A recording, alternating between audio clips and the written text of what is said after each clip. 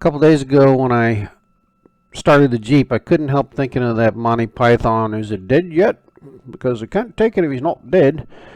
It was pretty close, and he's going to be dead soon enough. So I started looking at it, and here was what was going wrong. We had the ABS and traction control lights that were on almost continuously. The brake light was on 50% of the time or more. The engine check light was on all the time. That's not really uncommon on this Jeep during the winter months. It always comes on, and then in the spring it goes away, and it's fine for 6 months, 7 months, and then it gets cold again and it comes back. So that wasn't really bothering me too much. We'll talk about that code in a minute. And then the TPMS. But, I mean, it literally looked like a Christmas tree driving down the road.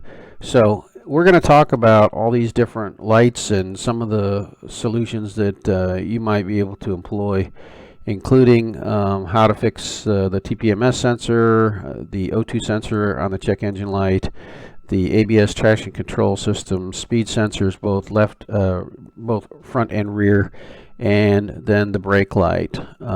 So with that said, let's get started and jump right into it. Okay, so if you come in on a Jeep Wrangler, you'll have a menu option here. Probably most Jeeps do. And when you push through, eventually what you're going to have here in your menu area is the tire menu. Now, I don't think it's going to focus up real well. But what I was seeing right here, I'm getting 36, 35, 39, 36 on my readings. Well, what I had, where it's currently 39, the front right, were actually 2 dashes. So the first thing you want to decide is it a pressure issue or is it a sensor issue? If you have a low pressure, let's say it's 34 psi or 32 psi, well, that's just an indication that it's low. Put some air pressure in it, and you'll be good to go. And I believe that the standard is above 35 psi for this particular vehicle. The second one, where there were in the upper corner here, where there for the right front engine or tire, there were dashes. Okay, so there are basically 2 solutions to this.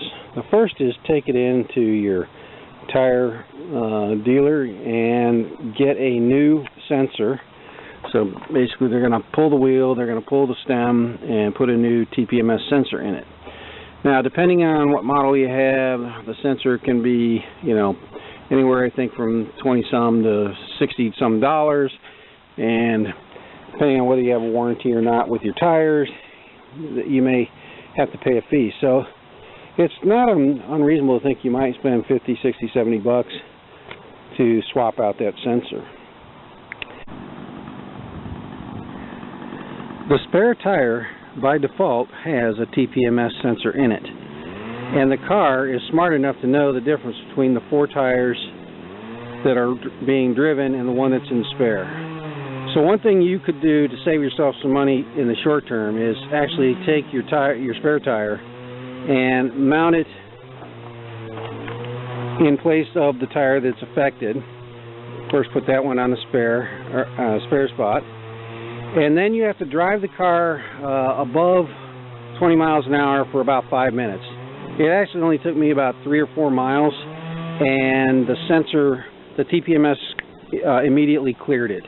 So it has some, I don't know if it's got a centrifugal sensor or what, but somehow the car knows which tires are on the vehicle versus which one's in the spare position. Not really sure how it knows, but I simply swapped my spare and drove for about 3 miles, and the light went away, and the 39 psi, which is what this thing really has, started showing up, and it's working properly.